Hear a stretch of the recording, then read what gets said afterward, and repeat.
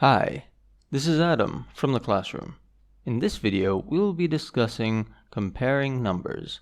Comparing numbers is something we do on a regular basis.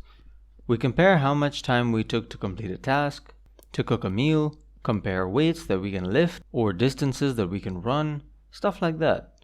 We can do this on paper as well by using comparison symbols.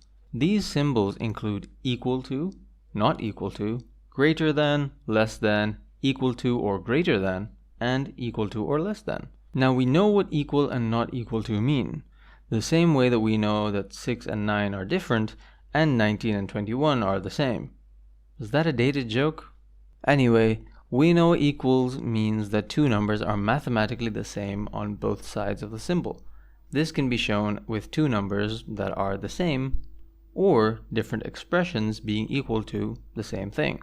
Not equal means the opposite, so that the numbers on both sides aren't mathematically the same on both sides. Greater than and less than are a little more fun. We use these symbols for greater and less than. A lot of my students have gotten these confused, so I usually go with the crocodile method. For this, you consider the symbol as the jaw of the crocodile, and it'll always face the bigger number because it wants the most food. Seems incredibly childish, but it is also equally effective.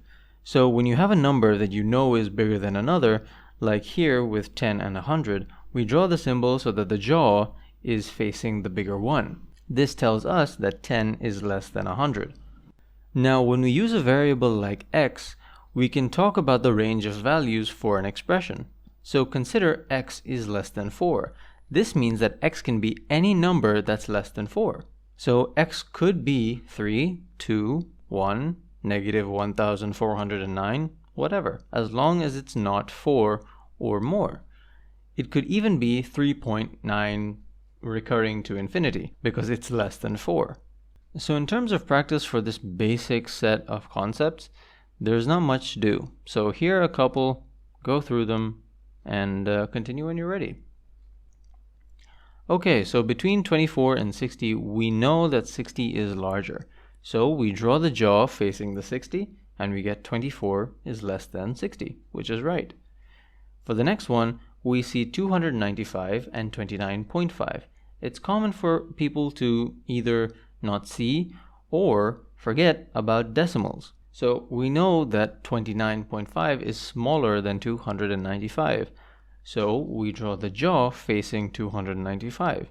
This tells us that 295 is greater than 29.5, which is true. Now over here we have 1/4, which is 1 over 4, and 2 over 8, which is 2/8. Now we haven't yet covered this in a video, but if we have, then I'll link it in the card above. 1 over 4, when we divide it, we will get 0.25. And 2 over 8, when we divide, gives us the same thing, 0.25. So that means that these two are equal. So we write 1 over 4 is equal to 2 over 8. Now we can have a look at greater than or equal to and less than or equal to. It's not as complicated as it sounds. We can still use the crocodile method, so that's covered. But we need to understand the meaning behind it. So since it's less than or equal to, we can say that 54 is less than or equal to 60, and we can also say that 60 is less than or equal to 60.